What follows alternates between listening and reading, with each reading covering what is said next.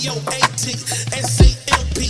Talking, hey, talking, hey, talking, talking, talking, hey, talking, hey, talking, talking, talking, talking, hey, hey. If you talking about it, then they talking about it. They talking. If you talking about it, then they talking about it. They talking, talking, hey. Good people, back again at you. It is the Talking Chit Show. Yours truly, Vic XL, and I'm gonna let my compadres introduce themselves, starting out with the masked one. I am DJ Power Lord, the god of bass and the bringer of boom.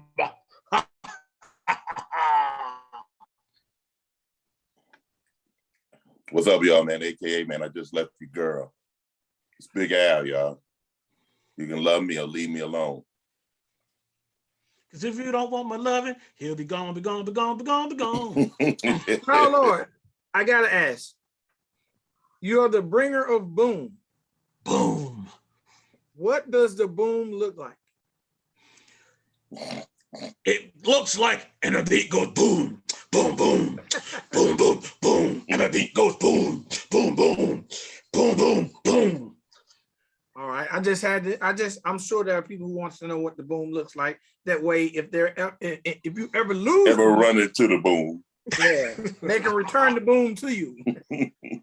All right, fellas, look, man, it's some very, very chit being talked about out here in the world. Something was sent to me, and I'm like, we got to talk about this, being gentlemen from the South. So I'm gonna get right into it. Y'all know Minister Mase, Mr. I think I might have had a tranny in my Jeep at one point in time. Mr. I fly around in a bumper suit. World, AKA Murder Mase, AKA him and Cameron Group Harlem World, AKA Puffy Farnsworth Bentley, AKA the first ultimate sidekick. AKA I'm just trying to get you mad. I'm stuck on the Mr. I might have had a tranny. You don't remember that? Yes, of course I remember him being down on Peachtree in Midtown picking up people. I thought it was living in Cheshire Bridge. Cheshire Bridge, whatever. I don't know where they stroll. AKA, you're more man than me. He picked up Teddy Pendergrass' friend. Okay, you know what? You're just wrong. You're wrong on that. Man, you're very wrong on that. Leave Teddy P out of this, man.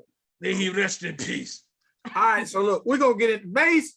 First of all, I don't know if you guys know, there's this app called Clubhouse that has gotten very, very popular amongst the music industry. And the funny thing is, it seems like when people go to Clubhouse, they get to talking they shit. Matter of fact, they need a podcast over on Clubhouse because there is more dirt being dished out on Clubhouse on a weekly basis than anywhere. But it seems like Mase made it appear on the Clubhouse app. He got in one of the rooms and he decided to divulge a little information. And I'm actually going to go off this article that was given to me one time for Hip Hop Lady. All right. Mase is still repping NYC hard, like the boom, hard. At least 90s NYC. During a Clubhouse discussion, it seems like the good Minister Mase explained to the big city cohorts that his big city cohorts don't even respect the South. Okay? Now, Mase says, when it comes to hip hop, New York artists in the 90s really don't have respect for the South. Like they should, okay? They don't. I'm just gonna put it out there. They may come around and say, oh, it's my boy, but when they leave saying he can't fuck with me. After Mase made this revelation, he also said Andre 3000's name, who is considered a very, very high prolific lyrical genius in the South. Okay, now this is what he actually said about Andre. He doesn't say anything that blows me away. That's what he said about 3 Stacks. You may put a lot of similes together, but that don't mean you're saying anything. I love Andre's personality, his persona. I love what he brought to the table, but I wouldn't put Andre in Nas' category. Okay, let's talk about it. Because Outkast told them back in the day at the Source Award, the South got something to say. And that was in the 90s. And it's obviously New York wasn't listening and still aren't listening. I'm gonna let Al start by, first and foremost, how do you feel about Mace's words? I think it's all a ploy, if you want me to really be honest. I think he's trying to draw some attention to himself. He may be even his ultimate goal is to create a versus for himself. Oh, who? Yes, sir. I think he's versus? trying to create a verse for himself. Trying to get relevant. Hold on. Paolo, I'm gonna let you jump in. And I'm only gonna talk about Al saying the word versus. In order to be on versus, you're supposed to have at least 20 cataloged records. Right. Does Mace have that? Yeah. He does? If you count the Brandy, the features, you count the Brandy record, the 112 records, the Faith Evans records, the Harlem World records, he got 20 records. Okay, the Paolo. Puff Daddy and the Family records. Yeah, he got enough. Paolo, how you feel about what Mace said? On which part? All right, let's start with New York respecting Southern rappers. If you want to go back into the 90s, since that's what he wants to say, respect of the 90s, you have to stop and remember that politically, that's the best way I want to put it, politically, they were discriminating against anyone that was not from New York, period. So they weren't even trying to hear what was coming from the South. They didn't. So at that point in time, he's speaking incorrectly. A lot of the rappers from the South of that time, especially when it comes to Mase, can get him and beat him. I can name probably 20 that will get it and take from the South that people have probably never heard of on the national scale, only because they were on smaller labels who were being discriminated against getting radio play or advertisements or anything in the magazines, write-ups in the magazines, and so on and so on. They were being discriminated against and held back. But if they ever took a time to just take a listen to some of these artists I will name, you will be like, Mase can't talk. And some of these guys, I will even say, will get any of the guys that you consider to be, gods or great lyricists on the mic. They just weren't on labels that had enough money or promotional ability to break them through the discrimination and politics of the time. Now, as for what he said about Andre 3000, unfortunately, I have to kind of agree. Because I have asked, since I've been dealing with radio for the last 6-7 years, since I've been dealing with radio, any new artist or aspiring artist comes in and they all pretty much will say that they are inspired by Tupac, Biggie, and 3000. And when I say inspired or influenced by 3000, I will always ask, well, tell me what 3000 said that, or has said that has spoken to you or that has influenced you. And they always go back to, oh, I love his flow. Now, loving flow and actually saying something is two different things. No one has ever been able to quote me or recite me a lyric that the guy has ever said. But this is who you're being inspired by or influenced by. I'm sorry. If someone said something that touched your heart to make you want to rap or pattern yourself after them, then they must have said something at some time that spoke to you, and you can record it back. And no one, I'm talking about zero, has been able to do that. So when I explain that to them, and I explain to them, what you're actually saying is you like his vocal tone and you like his delivery. That's what you're calling flow. In other words, in my day and age, that was called talking loud, saying absolutely nothing. All right, now I'm gonna say this. I think that a artist can be influenced by a style. I don't think you have to say anything prolific to be an influence. And I think that, you know, Andre 3000, and this is in the defense of Andre 3000. I think when you talk flow, when you talk influence, when you talk lyrical subject matter, I think Andre 3000 is better than, I can't name 5 New York rappers that Andre 3000 is not better than subject matter.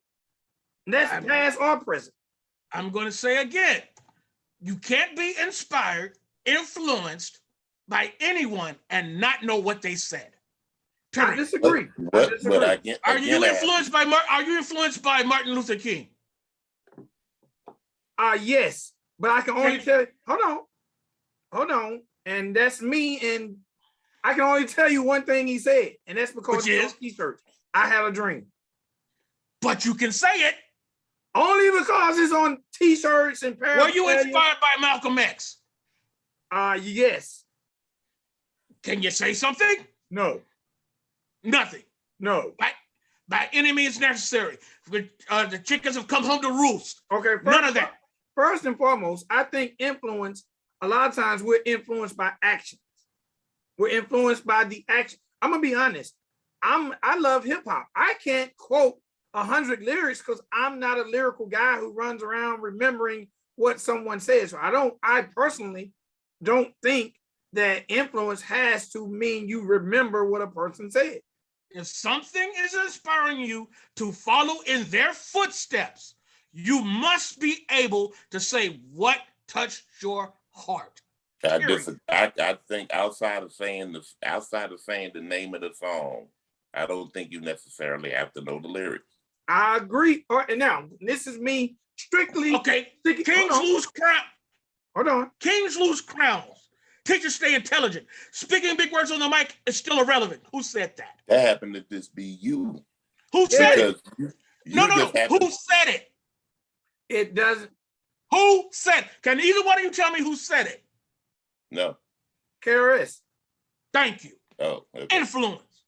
Okay, but no. Okay. No, guess that's knowing a song. That's not influence.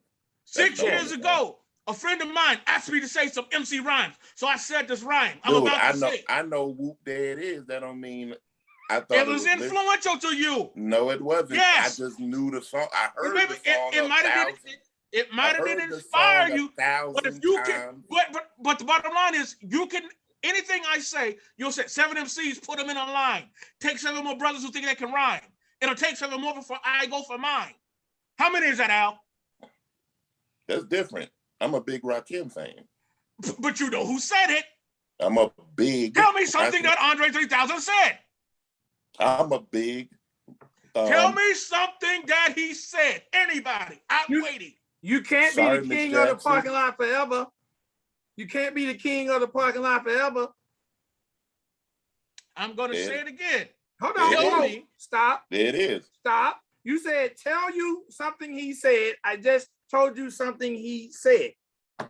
You don't. And this is just a rebut on the word influence, because it seems like you're hinging your hat on the word influence. Okay. Right. I was influenced by my grandfather. An inspiration. Hold up, you breaking up like the 5 heartbeats. Say it again. You're frozen. You're lagging. I was influenced by my grandfather. I can't tell you shit he said.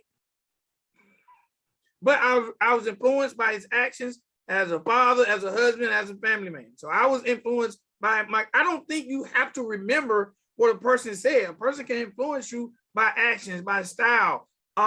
People we dress like, we don't remember what the hell they said, but we like the way they dressed. So we wanted to dress like them. That's just me. If you want to be a rapper, if you want to be an MC, you must have people that you are patterning yourself at. You want to dress like 3000? Fine. He's your influence in dress. But don't say that he's your influence on that microphone if you can't say anything that he said. Well, I don't think people typically say, I was influenced by him on the mic. They just was influenced by everything. The question is, what made you want to be a rapper? What influenced you to be a rapper? Oh, I love 3000. Time out, because I think again, I think we're going way past because we're getting into some personal. Thank you, Al. So I think we're getting into some personal power lord moment. Thank you, Al. That has nothing to do with Andre being an influential rapper. We have to also look at the source. If we look at the source, what did Mase lyrically impact it? Right. Nothing. So for him, and then we have to also look at his reasoning. He didn't go after Scarface. He didn't go after Bun B. He didn't go after Trick Daddy. I mean, he didn't even go after Big Mike. He didn't go after Mystical. What he did, he went after the most talked about, the most revered Southern rapper probably in the last 20 some odd years. Let's really, really think about that. Why? Well, my question is this. I want to go out. I'm not even talking about, because he just threw Andre's name up. I want to stick to the premise of New York not respecting the South. And that's what I take from it. It's not even an Andre 3000 thing to me. It's a New York MCs still to this day don't respect the South, when the 90s, and it depends on really after the Bad Boy era, after the 50 Cent era, the stranglehold New York hip hop had on the music business was pretty much over. 50 Cent was the last New York artist to majorly dominate. Right. Now, I can understand, and I'm gonna create a word called New York privilege.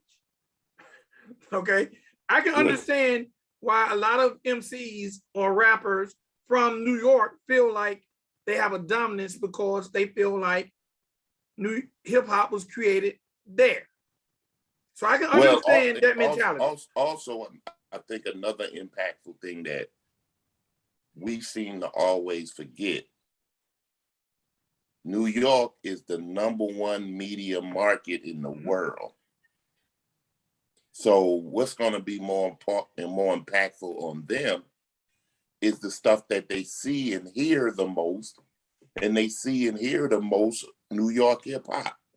So in their mind, the writers, the reporters of the culture, going to immediately start thinking New York, and that's going to be projected. Well, I'm more in question of name me a New York MC that has said anything good about a West Coast rapper. A Midwest. They don't like anybody, from my knowledge. A Hawaiian rapper. Well, I think what May said could be a blanket statement for any region. I think he just picked the South because the South is viewed upon as winning. I think as a journalist, that's what I'm saying. We have to really dig deep into what is that really his feeling, or it's an agenda? See, myself personally, I think it's an agenda. My question is, why are you, if the South is so bad, why are you here trying to pick up trannies? You lived here at least at one point. And it seems like every New Yorker is trying to get their ass down here to the Atlanta. I think because at one point in time, New York was the scene. LA was the scene. You know, you want to get in the movies, you want to get into Broadway, go to New York. You want to get in Broadway, go to New York. You want to get in the movies, go to LA. I think now I think a lot of people feel like if you want to get into the hip hop game, come to Atlanta. Now, I'm gonna be very honest from my standpoint. This speaking now, 2021. If I was a New York artist, I wouldn't come to Atlanta because there is not a large amount of support for New York sounding artists. So I really don't understand why so many New York artists come here, other than the fact if they're coming here for property value or to get away from situations they had. I understood Mase coming to Atlanta because he didn't come to Atlanta to pursue music. He came to Atlanta to basically pursue trainees. That and religion. Both of y'all have a point, but just because I was around the scene and I've heard the insulting things, a lot of these New York promoters, club whatever, they all thought Atlanta was easy. I heard it out of Kenny Burns' mouth. I've heard it out of all of those guys' mouth when we threw the first Biggie party or whatever, they thought Atlanta was easy. They came there with this whole typical Southerners are slow mentality, and that's what made them came down here in droves. And then when you got that going on, they kept that kind of mentality. And with that kind of mentality, because they didn't come down here with no level of integration, being an integrationist. All they did is just brought their version of New York here for New Yorkers who were here. That kind of mess.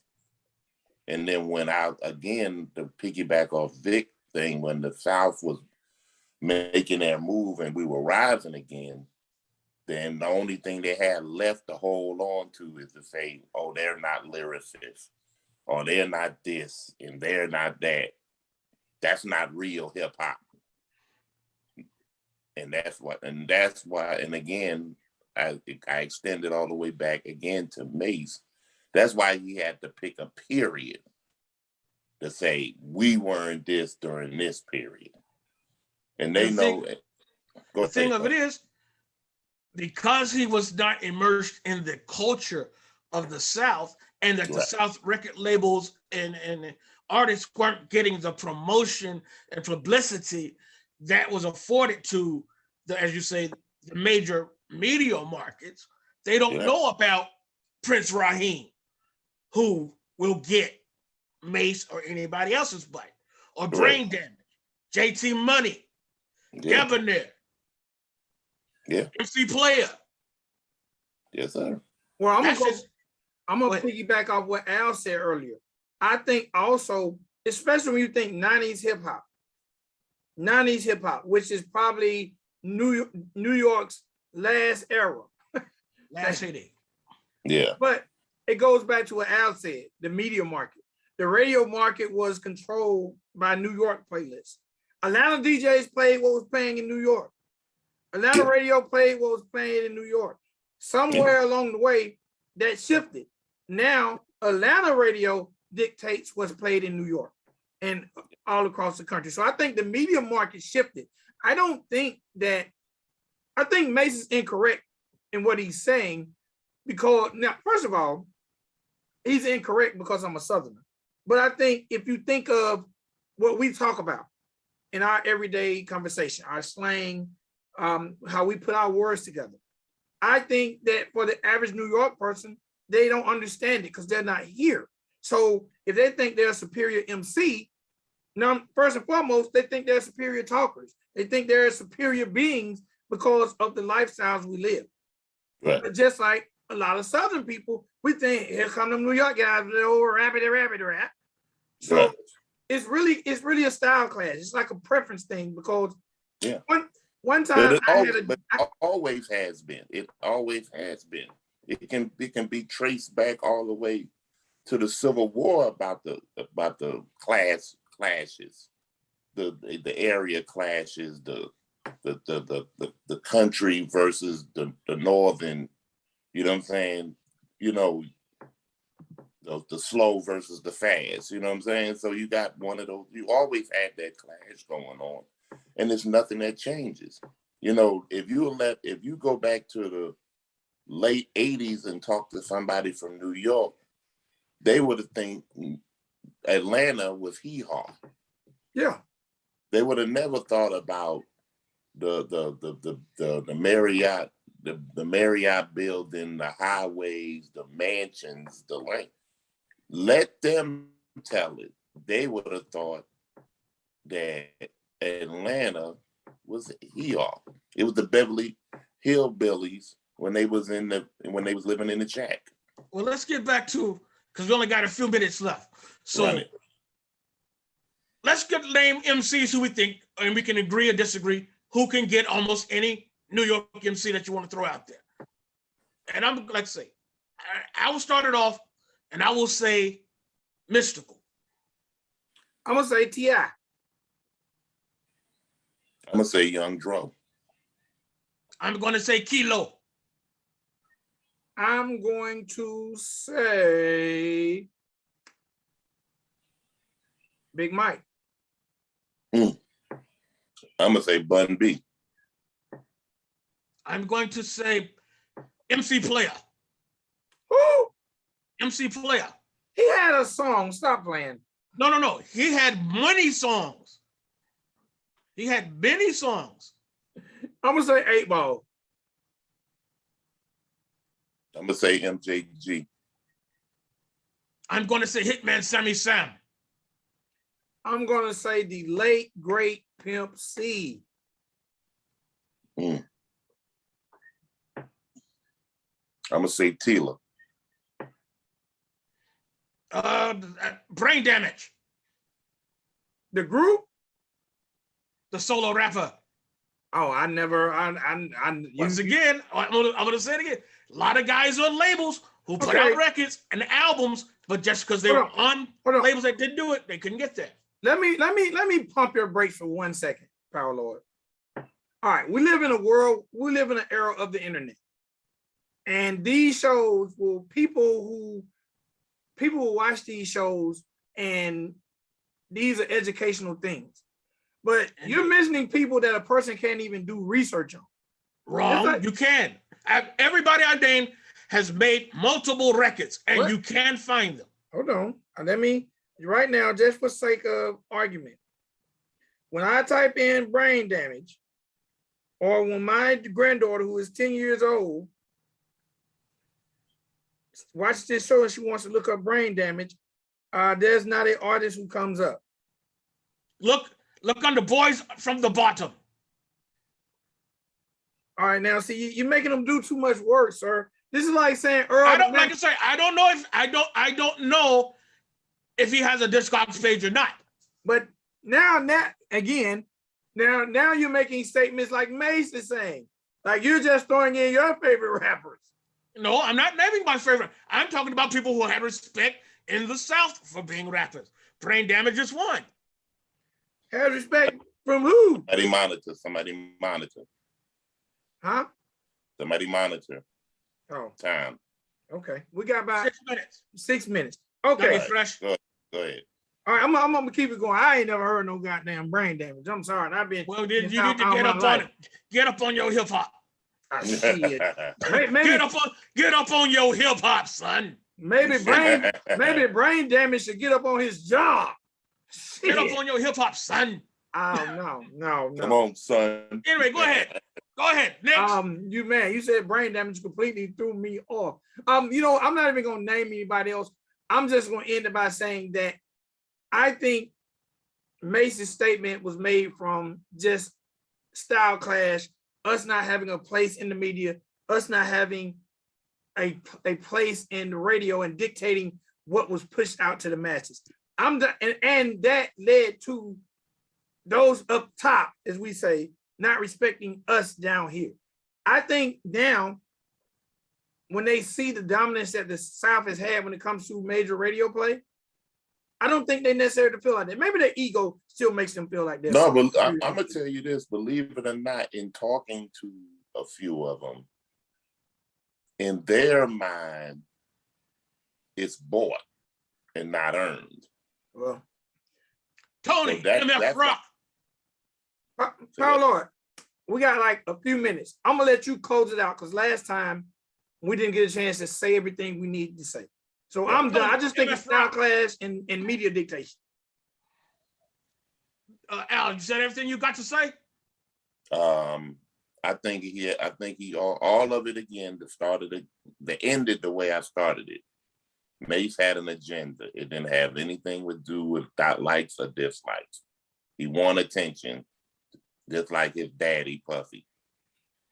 Okay. Tony, MF Rack, the only non-Yankee rhyme orator, cold ticket. Shout out to Tony. Debonair. And the after set got one of his first and only interviews. Thank you. Debonair. Now, you know what? I'm gonna say this in closing. And this is something that Mase should have said that would have made his point appear more valid. A lot of the Southern artists actually mimicked New York rappers in their delivery. I agree. Now, maybe Mase would have had a stronger argument had he said that. But Mase don't go back far enough to even know that. Because when T.I. first came out, a lot of people said his flow was a up north type flow, just with trap infused.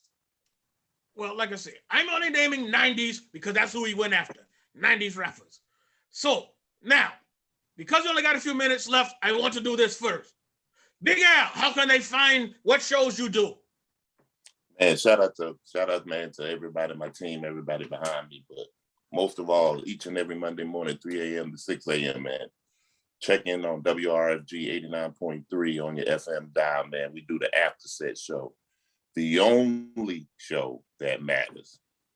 Be clear, the only show that matters. Big Vic XL. All right, first and foremost, shout out to everybody checking me out, especially all my people on Bigo. If y'all get a chance, please download the Bigo app. You can go live 24 hours a day, create your own life reality show. All right, check me out. Every Monday, Wednesday, and Friday at 10 a.m., we debut a brand new episode of the Country Rap Report. You can always check me out Monday through Friday over on Facebook Live doing the Ride and Dirty Show. And y'all make sure y'all listen to Ride 95. What happened to the other show that you did daily, the Daily Song Battle? I just turned it into the Ride and Dirty Show. Okay. Got you. And me, DJ Power Lord, the god of bass, the bringer of boom. Check me out every day, 7 days a week on the after set on Ride 95 Internet Radio. That's on Live 365, but it's Ride 95, the next in hip hop and R&B, as well as CJ's Happy Hour, which is a podcast on sexual relations. And also, before I end, go ahead, Vic. I say it in your face. Oh, go ahead. And to end it on that note, no, go ahead, go real quick. What you got to say, Vic? You said sexual relation, and I keep looking at this black mass, and I'm looking real S&M, Hey, he can give you 4 inches one way or the other. But anyway. All right, fellas. Guys out right here on Talking Shit. Whenever we hit. Travis, hey, check us out on Talking Shit whenever we hit. Talking Shit Show.